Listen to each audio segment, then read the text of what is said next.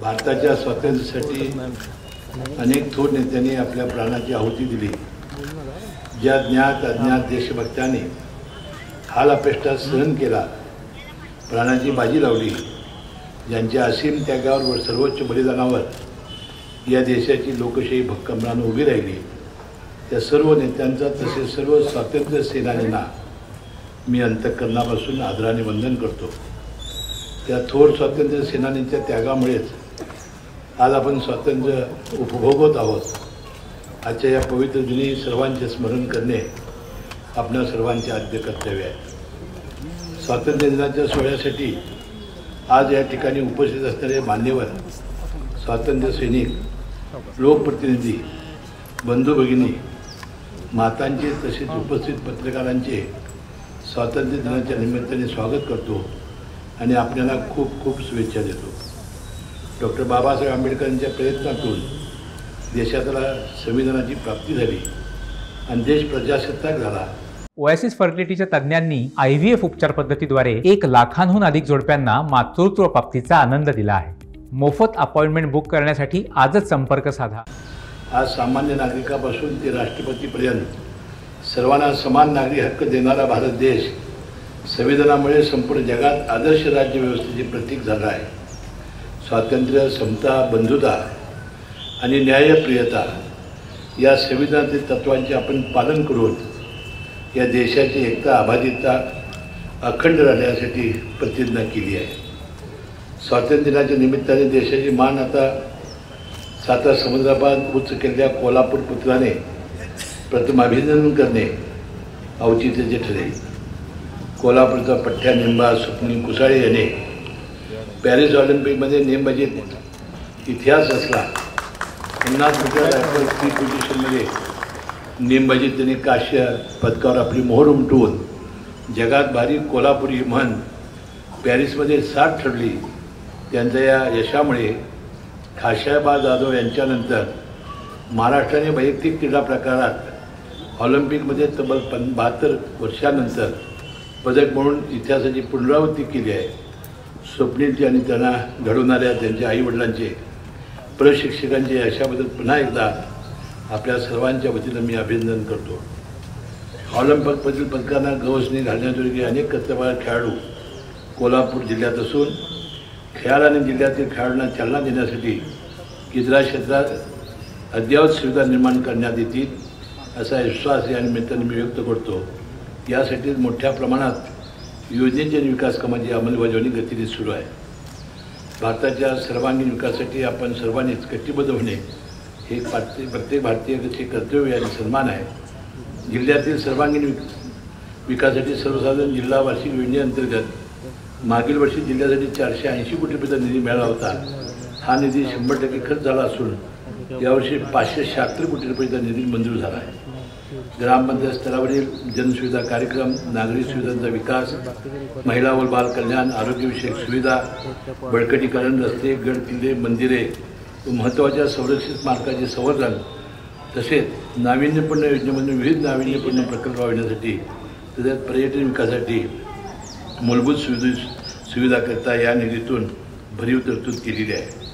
तीर्थक्षेत्र विकास आराखडा अंतर्गत श्री करवीर निवासिनी अंबाबाई देवस्थान परिसर विकास आराखड्याकरता 1445 कोटी रुपयाचा विकास आराखडा, नगर विकास विभागाला श्री क्षेत्र ज्योतिबा व आजूबाजूच्या डोंगर परिसरातील गावांची 1816 कोटी रुपयाचा आराखडा प्रस्ताव, तसेच इंटरनॅशनल कन्व्हेन्शन सेंटरकरता 252 कोटी रुपये निधीचा प्रस्ताव नियोजन विभागाला सादर केला आहे। जिल्ह्यातील आरोग्य सुविधा अधिक बळकट करण्याचा प्रयत्न केला जात आहे। शासकीय वैद्यकीय महाविद्यालय शाहू महाराजांच्या नावानं आपण काढलं व CPR या दोन्ही ठिकाणी अत्याधुनिक सोयीसुविधा देण्यासाठी व नवीन आवश्यक इमारती बांधकाम करण्यासाठी एकाच वर्षात जवळपास 1200 कोटी रुपये निधी देण्यात आला आहे। यामध्ये राज्य विजन संस्थेचे अद्ययावतीकरण, यंत्रसामुग्रीकरता 267 कोटी, राजनियोजनांतर्गत बांधकामाकरता 799 कोटी, जिल्हा नियोजन समितीकडून 22.86 कोटी रुपये, कागड येथे 100 खाटाचे रुग्णालय, उत्तूर आजरा 50 खाटाचे रुग्णालय, सांगाव येथे 100 खाटाचे आरोग्य पथक यासह यंत्रसामुग्रीसाठी 237.14 कोटी देण्यात आले आहेत। यानंतर निश्चितच आरोग्यविषयक सुविधांची सर्वसामान्य नागरिकांची मागणी जिल्ह्यातच पूर्ण होईल असा मला विश्वास आहे. अनुसूचित जाती उपाययोजनेअंतर्गत आर्थिक वर्षात सहाय्यक आयुक्त समाज कल्याण कार्यालयामार्फत मागासवर्गीयांच्या वित्त कल्याणाची योजना विकास कामासाठी 117 कोटी रुपये खर्च करण्यात आले आहेत. यावर्षी 24-25 आर्थिक वर्षात 118 कोटी रुपयांच्या निधीमधून विविध कामे हाती घेण्यात आली आहेत. नाविन्यपूर्ण योजनेतून सामाजिक न्याय विभागाच्या सर्व शासकीय निवास शाळा सर्व शासकीय वसतिगृहात विद्यार्थ्यांना सोयी उपलब्ध करून दिल्या जात आहेत. भारतरत्न डॉक्टर बाबासाहेब आंबेडकर सामाजिक विकास योजना, अनुसूचित जाती आणि नवबौद्ध घटकातील स्वयंसहायता बचत करणाऱ्या मिनी ट्रॅक्टर यांची उपसाधने पुरवठा योजना, विविध प्रकारच्या शिष्यवृत्ती, रमाई आवास घरकुल, तसेच अनुसूचित जाती जमाती अत्याचार प्रतिबंधक अट्रॉसिटी कायद्याअंतर्गत अनुदान व मदत देण्यात येत आहे. वयवर्ष 65 पूर्ण असणाऱ्या ज्येष्ठ नागरिकांसाठी मुख्यमंत्री वयोश्री योजनेअंतर्गत जुलै 5,068 अर्ज प्राप्त झाले आहेत. त्यातील पात्र लाभार्थ्याला लाभ देण्याची कारवाई सुरू आहे. ही योजना महत्त्वाकांक्षी असून गरजूसाठी शासनाने सुरू केलेली एक चांगली योजना आहे. राज्यात महिलांचे आरोग्य पोषण आर्थिक स्वावलंबनासाठी अनेक योजना राबवण्यात येत आहेत. महिलांच्या आर्थिक स्वातंत्र्यासाठी त्यांच्या आरोग्य पोषणामध्ये सुधारणा करून कुटुंबातील त्यांची निर्णायक भूमिका मजबूत करण्यासाठी राज्यात मुख्यमंत्री माझी लाडकी बहीण योजना सुरू करण्यात आलेली आहे. या योजनेत पात्र महिला लाभार्थ्यांना 1500 रुपये प्रति महिना म्हणजेच 18,000 रुपये प्रतिवर्ष मिळणार आहेत. राज्यातील पात्र सर्व महिला भगिनींना या योजनेचा लाभ वितरित करण्यास सुरुवात झाली आहे. जिल्ह्यात 6,92,000 महिला नोंदणीनंतर पात्र करण्यात आल्या आहेत. अजूनही नोंदणी सुरू होऊन आतापर्यंत प्राप्त झालेल्या महिलांना 2 महिन्याचे 1500 रुपये प्रमाणे 207.68 कोटीचे वितरण सुरू होईल. कामगार विभागाच्या अधिपत्याखाली सहाय्यक कामगार आयुक्त कार्यालय जिल्ह्यातील सुमारे 1 लाख बांधकाम कामगारांची नोंदणी करण्यात आली असून बांधकाम कामगारांना सुरक्षा संच, अत्यावश्यक संच, गृहोपयोगी वस्तूसंच वाटप करण्यात येत आहेत. नोंदित बांधकाम कामगारांना विविध कल्याणकारी योजनेतून 23-24 कालावधीमध्ये सुमारे 130 कोटी 92 लाख आर्थिक लाभाची रक्कम कामगारांच्या बँक खात्यात DBTद्वारे जमा करण्यात आलेली आहे. शेतकऱ्यांच्यामध्ये रेशीम उद्योग योजना लोकप्रिय होत असून रेशीम उद्योग स्वीकारण्यासाठी मोठ्या संख्येने शेतकरी पुढाकार घेत आहेत. कमी भांडवली खर्च, कमीत कमी पाणी, कमी परिश्रम, सुरक्षित बेरोजगार तरुणांना नियमित हमखास आर्थिक उत्पन्न मिळवून देणारा उद्योग म्हणून ग्रामीण पातळीवर रेशीम उद्योग वाढीस लागला आहे. जिल्ह्यात मुख्यमंत्री अन्न प्रक्रिया योजनेअंतर्गत 15 विविध प्रकारच्या प्रक्रिया प्रकल्प मंजूर झाले असून त्यांना त्यामधून 2,50,00,000 रुपये अनुदान स्वरूपात वितरित झालेले आहेत. त्यामध्ये काजू, नाचणी, भात, गूळ या प्रक्रिया प्रकल्पांचा समावेश आहे. या योजनेमुळे छोट्या उद्योगांना हातभार लागला आहे. एकात्मिक फलोत्पादन विकास योजनेअंतर्गत कोल्हापूर जिल्ह्यात 23-24 अंतर्गत हरितगृह, शेडनेट, सामूहिक क्षेत्रे, फलोत्पादन, यांत्रिकीकरण, मनुष्यबळ विकास, प्राथमिक भर प्रक्रिया केंद्र याकरता 115 लाभार्थ्यांना 1,21,00,000 रुपये निधी वितरित करण्यात आला आहे. फक्त 1 रुपया भरून पीक विमा योजनेत सहभागी होण्यासाठी शासनाकडून प्रधानमंत्री पीक विमा योजना राबविण्यात येत आहे. यावर्षी जिल्ह्यातील भात, भुईमूग, सोयाबीन, नाचणी, खरीप, ज्वारी पिके अधिसूचित करण्यात आली आहेत. खरीप हंगामात 86,738 शेतकऱ्यांनी सहभाग घेतला असून 23,301 हेक्टरची पिके संरक्षित केली गेली आहेत. गोपीनाथ मुंडे शेतकरी अपघात योजनेअंतर्गत 121 लाभार्थ्यांना जिल्हा स्तरावर 240 लाख रुपये निधीचे वितरण अपघातग्रस्त शेतकऱ्यांच्या वारसाच्या खात्यावर जमा केले आहे. केंद्र शासनाच्या प्रधानमंत्री किसान सन्मान योजनेअंतर्गत 4,17,000 लाभार्थ्यांना लाभ दिला असून नमो शेतकरी महासन्मान निधी योजनेअंतर्गत 2024 अखेर 4,17,000 लाभार्थ्यांना लाभ वितरित करण्यात आले आहे. जिल्हा परिषदेच्या अंतर्गत अनुसूचित जाती नवबौद्ध घटकाच्या वस्तीचा विकास करणे या योजनेत जिल्ह्यातील 563 वस्त्यांच्या कामासाठी 34,09,63,000 रुपयांचा निधी मंजूर करण्यात आला असून राजे शाहू महाराज वृद्ध साहित्य कलावंतांचा मानधन देण्याच्या योजनेअंतर्गत 1923-24 अखेर 500 कलावंतांची निवड करण्यात आली आहे. जिल्हा परिषदेच्या एकूण उत्पन्नाच्या किमान 20% रक्कम अनुसूचित जाती, नवबौद्ध, विमुक्त जाती, भटक्या लाभासाठी राखून ठेवून ही रक्कम मागासवर्गीयांच्या वैयक्तिक आणि सामूहिक लाभाच्या कल्याणकारी योजनांसाठी मागील वर्षात 4,08,68,000 रुपये तरतूद करण्यात आली आहे. सर्वांसाठी घरे या केंद्र शासनाच्या महत्त्वाच्या धोरणाच्या अंतर्गत विविध ग्रामीण गृहनिर्माण योजना राबविण्यात येत आहेत. कोल्हापूर जिल्ह्यात प्रधानमंत्री आवास योजना, सर्व राज्य पुरस्कृत आवास योजनेअंतर्गत एकूण 35,513 घरकुलांना मंजुरी दिली असून त्यापैकी 27,951 घरकुले पूर्ण झाली आहेत. 7,562 घरकुले प्रगतीपथावर आहेत.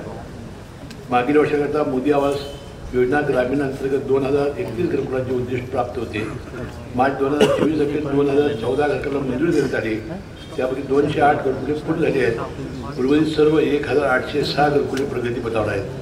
या सन 2023-24 याकरता रमाई आवास योजना ग्रामीण अंतर्गत 3,545 घरकुलांचे उद्दिष्ट प्राप्त झाले होते. मार्च 2024 अखेर 3,545 म्हणजे 100% घरकुलांना मंजुरी देण्यात आली आहे. त्यापैकी 729 घरकुले पूर्ण झाले आहेत. वरील सर्व 2,686 घरकुले प्रगतीपथावर आहेत. कोल्हापूर सांगली जिल्ह्यातील महापुराचे नियंत्रण करणे, पश्चिम महाराष्ट्रातील पुराचे पाणी मराठवाड्याकडे वळवणे, राज्य शासनाच्या महाराष्ट्र रेजिलिजन्स डेव्हलपमेंट प्रोग्राम MRDP या महत्त्वाकांक्षी प्रकल्पाच्या जागतिक बँकेने मंजुरी दे 3,200 कोटी या प्रकल्पासाठी जागतिक बँक 2,338 कोटी रुपये वित्त सहाय्य करणार असून राज्य शासन 862 कोटी रुपये खर्च करणार आहे. प्रादेशिक परिवहन कार्यामध्ये मागील वर्षात विविध कर आणि दंड रकमेतून सुमारे 342.75 कोटी महसूल शासनाकडे जमा केला आहे. रस्ते सुरक्षा, शिस्त आणि पर्यावरण नियमन यासाठी नागरिकांनी सहकार्य करणे अपेक्षित आहे. राज्यातील शेतकरी बँकांकडून घेतलेल्या अल्पमुदतीच्या कर्जाची परतफेड विहित मुद्रित करण्यासाठी प्रोत्साहन देण्याच्या हेतून राज्य शासनाने व्याज सवलत योजना अंमलात आणली आहे. ही योजना पंजाबराव देशमुख व्याज सवलत योजना या नावाने अंमलात आली असून या योजनेत ज्या शेतकऱ्यांनी बँकेकडून पीक कर्ज घेऊन कर्जाची परतफेड प्रतिवर्षी 30 जूनपर्यंत केली अशा शेतकऱ्यांना राज्य शासनापर्यंत रुपये 3 लाखापर्यंतच्या कर्जासाठी 3% झालेल्या व्याज सवलत अनुदान दिले जाते. पण 2023-24 सालाकरता राज्यस्तरीय निधी आणि जिल्हा नियोजन व विकास मंडळ दोन्ही कार्यालयाकडून या कार्यालयात प्राप्त निधीतून वितरित केलेल्या एकूण लाभार्थी शेतकरी संख्या 1,68,785 आणि त्यांना वितरित रुपये 23,99,00,000 इतका आहे. मुख्यमंत्री युवा प्रशिक्षण योजना दिनांक 9 जुलै 2024 शासन निर्णयातून सुरू करण्यात आली आहे. दिनांक 13 जुलै 2024 रोजी माननीय पंतप्रधान नरेंद्र मोदी यांच्या हस्ते या योजनेचे उद्घाटन झाले असून 12 ऑगस्ट 2024 या योजनेअंतर्गत जिल्ह्यामध्ये शासकीय व खासगी अशा 140 स्थापनांची नोंदणी केली असून 4,610 पदे ऑनलाईन अधिसूचित केली आहेत. त्यापैकी 229 उमेदवारांची परीक्षेची निवड करण्यात आली आहे. तर 54 उमेदवार आस्थापनामध्ये प्रत्यक्ष परीक्षेसाठी रुजू झाले आहेत. प्रधानमंत्री जन आरोग्य योजना, एकत्रित महात्मा फुले व आरोग्य योजना आणि आयुष्यमान भारत प्रधानमंत्री जन आरोग्य योजना या अंतर्गत गोल्डन कार्ड आरोग्य विमा योजना आहे. या योजनेच्या अंतर्गत 5 लाखापर्यंत मोफत वैद्यकीय उपचार पांढऱ्या रेशन कार्डसह देण्याचं शासनाने जाहीर केलं आहे. या योजनेतल्या जिल्ह्यातील ग्रामीण भागातील 12,38,000 लोकांचे आयुष्यमान भारत कार्ड प्रदान करण्यात आले आहे. पात्र शिधापत्रधारकांना 100 रुपये प्रतिसंच दराने आनंदाचा शिधा आतापर्यंत 5 वेळा दिवाळी, गौरी गणपती, छत्रपती शिवाजी महाराज जयंती या वेळा देण्यात आला होता. याही वर्षी गौरी गणपती या सणाच्या निमित्ताने हा दिला जाणार असून त्यामध्ये 5 पदार्थ हे 100 रुपयेमध्ये दिले जाणार आहेत. रवा, चणा डाळ, साखर आणि पाम तेल. प्रत्येक नागरिकाला समानतेने अभिमानाने जगण्यासाठी वेगवेगळ्या प्रकारे शासन प्रशासन कार्य करत आहे. कोल्हापूरच्या वैभवशाली इतिहासाला आणि विद्यमान कर्तृत्वाला अधिक समृद्ध करण्यासाठी आम्ही कटिबद्ध आहोत. या देशाची एकता, स्वातंत्र्य आणि अखंडता अबाधित राखण्यासाठी सर्व स्वातंत्र्य सैनिकांच्या क्रांतीवीरांच्या बलिदानातून प्राप्त झालेले हे भारतीय स्वातंत्र्य चिरायू हो. सर्व नागरिकांना स्वातंत्र्य दिनाच्या अमृत महोत्सव वर्षाच्या मनापासूनच्या शुभेच्छा देतो. जय हिंद, जय महाराष्ट्र.